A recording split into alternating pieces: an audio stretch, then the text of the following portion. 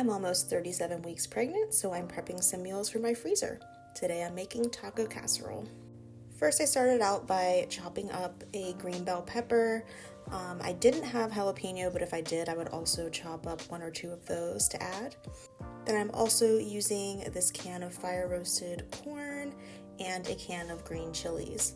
In a pan with some oil, I am putting my pepper and my chilies and corn. And then I'm just going to season with a little bit of paprika, cumin, chili powder, garlic powder, onion powder, and this mixed up salt.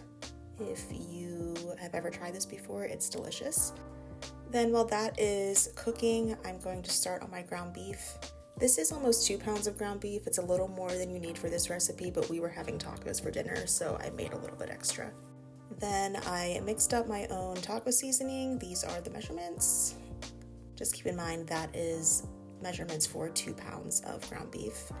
And then I just add that to the beef while it's cooking and mix it in. Once it's thoroughly mixed, I add about 1/4 cup of water. And then as it cooks, it's going to thicken up and coat the meat.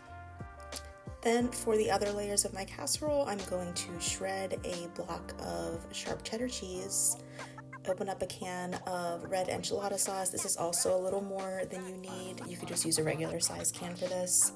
And then some refried beans. Anytime I make a freezer casserole, I like to use these disposable foil containers so I'm not using up one of my baking dishes since this will be in the freezer for about a month. So now I'm just going to start prepping my layers. I'm going to do a thin layer of the enchilada sauce, some cut up tortillas. I like flour tortillas. You could also use corn tortillas, the refried beans, some cheese, more tortillas, a little more sauce, then your beef, a little more tortilla and sauce, and then your layer of vegetables. Then I just topped it off with a little more enchilada sauce and some cheddar cheese.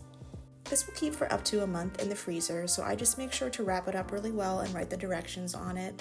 You'll want to take this out of the freezer, bake at 350 for about an hour or until it's melty. Follow for more Freezer Mo recipes.